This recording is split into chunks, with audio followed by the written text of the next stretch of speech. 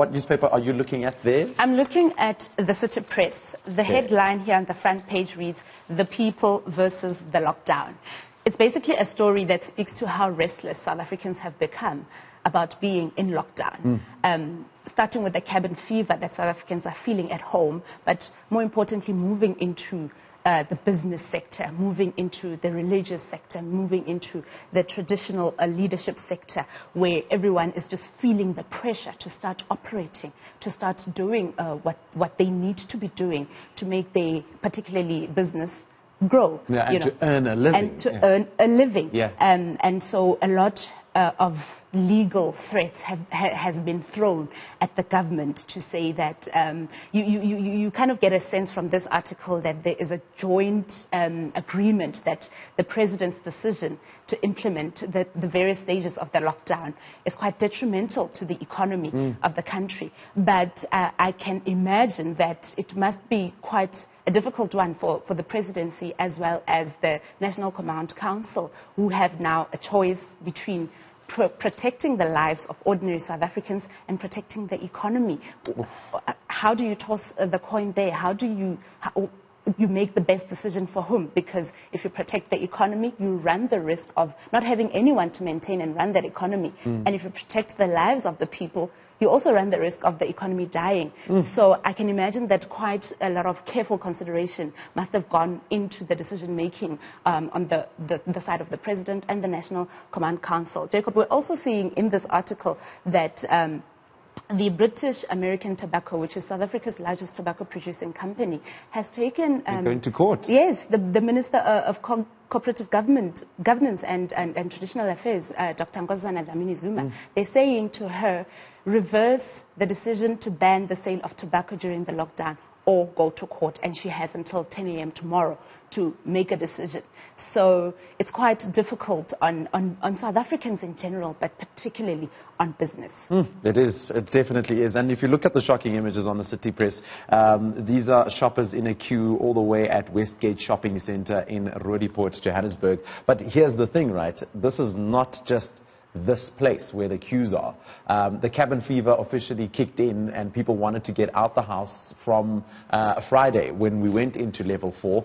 And these were the scenes at each and every mall, at each and every shopping centre or any place. At the beaches as well, etc. So the joggers, it was crazy, but that just goes to show how South Africans are yearning to go out. To get out. How disgruntled they are by just staying indoors and protecting themselves, because it is for the greater good at the end of the day. That is very true. And I mean, on the back of that, now I look at Sunday Times newspaper and it says lockdown-itis. And the nice image that they play with here, the imaging that they play with is a soldier in Khayelitsha, a very empty Khayelitsha, trying to tell people where to go. And this was obviously pictures that were taken on Friday. And then the juxtaposition, the opposite of that, is Cape Townians headed to exercise on the promenade in Cape Town. And it's a police officer sort of gesturing at one of the people that are exercising. And I think it's because he's not wearing a mask. So again, I think the discussion here is that are people in the townships and the poorer areas getting treated a little differently to the ones living in the suburbs or the cities and the towns? And this conversation has always been, it's been happening since lockdown actually kicked in. Because people who live in the green leafy suburbs of Joburg, for instance, have never seen an SANDF official walking about.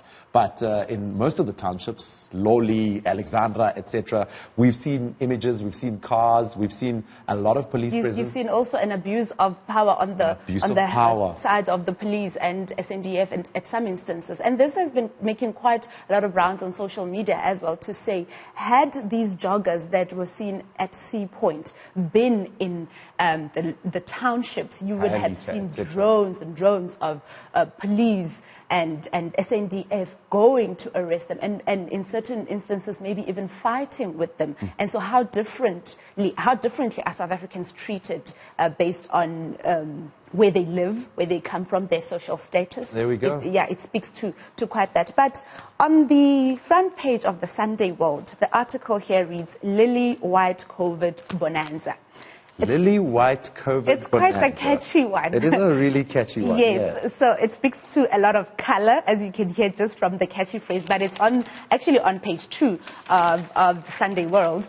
It speaks to a story that basically speaks to the exclusion of black-owned businesses in the business of COVID-19. Yeah, this came up last week too. Yes. Yeah. So the business of COVID-19, particularly meaning that those businesses that are awarded the contracts to supply essential goods such as personal protective equipment, such as masks, such as whatever medical equipment or resources that the country needs to fight COVID-19. So this article right here speaks to how the majority of the companies that are listed that have been awarded multi-billion rand contracts are actually white-owned, and that the Black Business Council has actually gone on to raise concerns with Business for South Africa, which has been handling the procurement of the different companies on behalf of government and on behalf of the Solidarity Fund.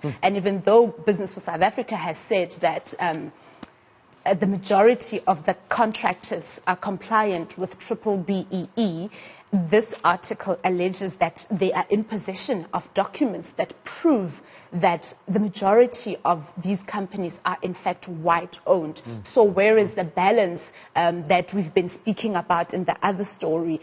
It also applies in this story here. So the rich getting richer, you could say, if it's one of those. There's something I forgot to mention on the Sunday Times about the big story, winter of worry setting in fast. Horrifying predictions about the future of jobs, wages and the economy piled up this week as South Africa emerged from 5 weeks of level 5 lockdown. But here's the thing, no jobs and winter is coming.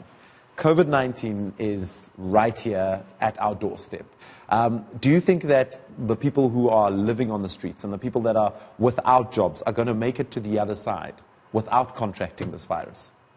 How will they make it? It's quite a tough one. Just how will they make it when you have lost your jobs? We've seen a lot of retrenchments and warnings or, predictions that a lot of jobs are still going to be lost by the time we get to, hopefully, get to see an end to COVID-19. And so people are finding it very, very difficult to make ends meet right now. People are finding it very difficult to just find something to eat.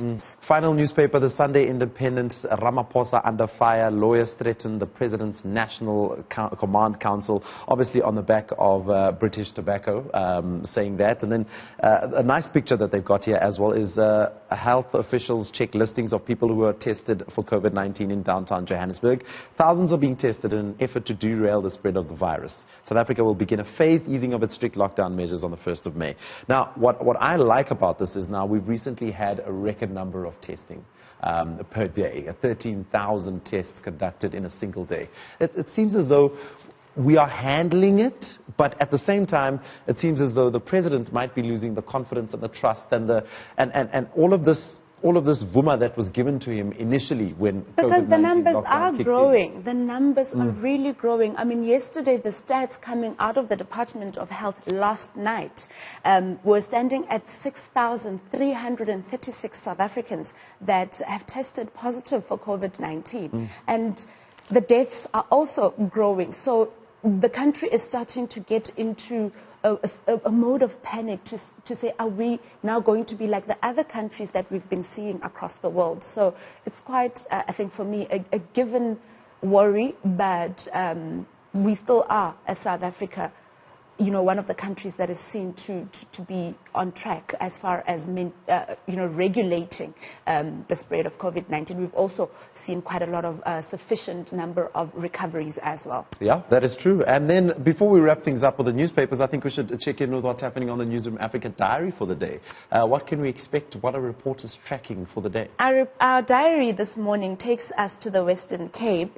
I've just mentioned the number of people that have tested so far. positive for COVID-19, and out of that, 2,700 of them are from the Western Cape, with 56 deaths. So more numbers than any other province in the country, and more deaths than any other province in the country. And we've also been seeing from Cape Town particularly a number of essential workers, those who are at the forefront of helping to fight COVID-19, test positive for COVID-19. And so Atim Tongana is monitoring a story this morning by the emergency medical service personnel in Khayelitsha, which is one of the biggest townships in South Africa, that has recorded so far about 300 positive cases alone.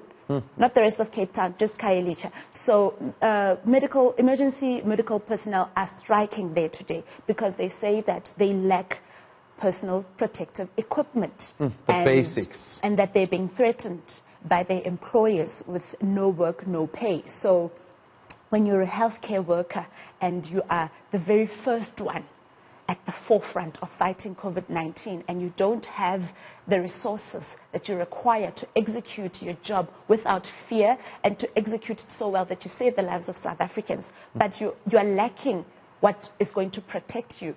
And if you're complaining, you're threatened with not going to get paid. How difficult is that? So Atim Tongana is on top of that story. But in Gauteng, we also go back to Oliver Bosch. Oh, yes, we had that in our bulletin as well. Yes. You saw yesterday the large queues. I mean, it was just gripping visuals coming from there.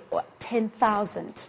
It is estimated people were queuing for food parcels there that were being donated by the Mahlasedi Foundation, and their aim is to donate 35,000 food parcels by the end of tomorrow.